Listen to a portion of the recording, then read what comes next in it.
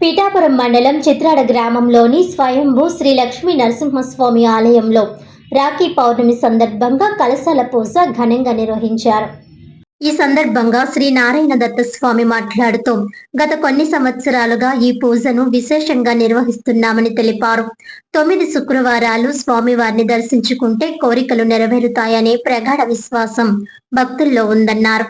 అనేక ప్రాంతాల నుంచి నీటిని తీసుకువచ్చి కలశాలను నింపి గ్రామంలో పాదయాత్రగా తీసుకువెళ్లి స్వామివారికి అభిషేకం చేస్తామని తెలిపారు.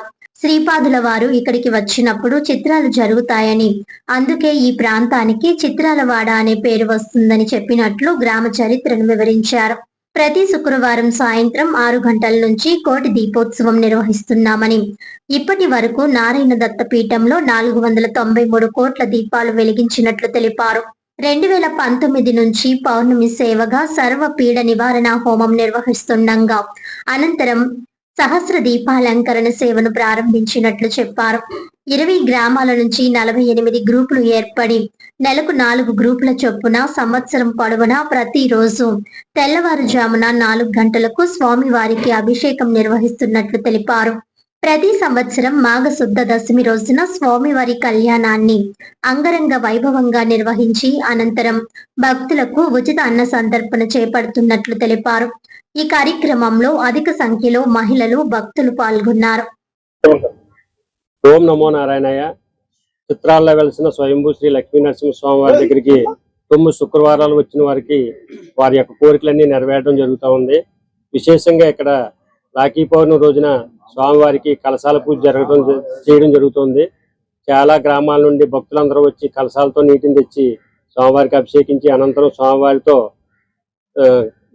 నారాయణ తీర్థంలో స్నానమాచరించి అన్నాతమ్ములకి అందరికీ కూడా రాఖీలు కట్టుకుని అనంతరం అన్న సమారాధన కార్యక్రమం భారీ ఎత్తున జరపబడుతుంది. ఈ స్థలం యొక్క విశేషం ఏంటంటే సాక్షాత్తు శ్రీపాదుల వారే ఆయన ఇక్కడికి రావడం జరిగింది. అనేకమైన చిత్రాలు చేశారు కాబట్టి ఇక్కడ చిత్రవాడ అనే గ్రామం ఏర్పడుతుందని అప్పుడే చెప్పడం జరిగింది. అనంతరం స్వామివారికి శ్రీ లక్ష్మీ నరసింహ స్వామివారు స్వామివారిలో ఐక్యమవడం జరిగింది. ఆ విధంగా ఏర్పడిన కోనేరే నేటి నారాయణ తీర్థం.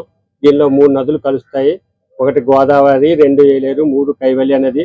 విశేషమైన ఈ కోనేరులో స్నానం ఆచరించిన అనేకమైన కర్మలన్నీ తొలగిపోవడం జరుగుతూ ఉంది. వేలాదిగా ప్రతి శుక్రవారం కూడా వేలాదిగా జనం రావడం జరుగుతుంది. వారందరూ కూడా సంతోషంగా వెళ్ళడం జరుగుతుంది. 16 సంవత్సరాలు అయ్యిందండి. అప్పుడు స్వామివారి 16 సంవత్సరాల క్రితం నా కళ్ళలో కనిపించి నారాయణ దత్త స్వామి అనే నాకు స్వామివారి కనిపించి ఇక్కడ దేవాలయాన్ని నిర్మించమని చెప్పడం జరిగింది. అదే నేటికి పరిపక్వమైంది. ఇక్కడ విశేషంగా ప్రతి పౌర్ణానికి కూడా పీఠికాపుర క్షేత్ర పరిక్రమ అనేది జరుగుతూ ఉంటుందండి. అంటే పిఠాపురం అంతా కూడా స్వామివారి రథం మీద ఊరేగుతూ వచ్చి తర్వాత ఇక్కడికి వస్తారండి. సాయంకాలం సహస్ర దీపాలంకరణ సేవ, తర్వాత హోమము, తర్వాత ఉయ్యాల సేవ కూడా చేయడం జరుగుతూ ఉందండి. కాబట్టి మరీ ముఖ్యంగా ఇక్కడ కోటి దీపోత్సవ కార్యక్రమం జరుగుద్ది. వైకుంఠ ఏకాదశి వరకు, అంటే దశమిలో వచ్చే శుక్రవారం నుంచి వైకుంఠ ఏకాదశి వరకు కూడా కోటి దీపోత్సవ కార్యక్రమం జరుగుతూ ఉందండి. వైకుంఠ ఏకాదశి రోజుని స్వామివారిని పల్లకి ఉత్సవం జరుగుద్ది. ఆ రోజే భారీ ఎత్తున అన్న సమారాధన జరుగుతుంది. సాయంకాలం తెప్పోత్సవ కార్యక్రమం కూడా జరుగుతూ ఉందండి. మరీ ముఖ్యంగా స్వామివారి యొక్క కళ్యాణం, అంతర్వేది లక్ష్మీ నరసింహ స్వామి వారి యొక్క కళ్యాణం రోజున మధ్యాహ్నం ఇక్కడ స్వామివారి కళ్యాణం జరుగుతుంది.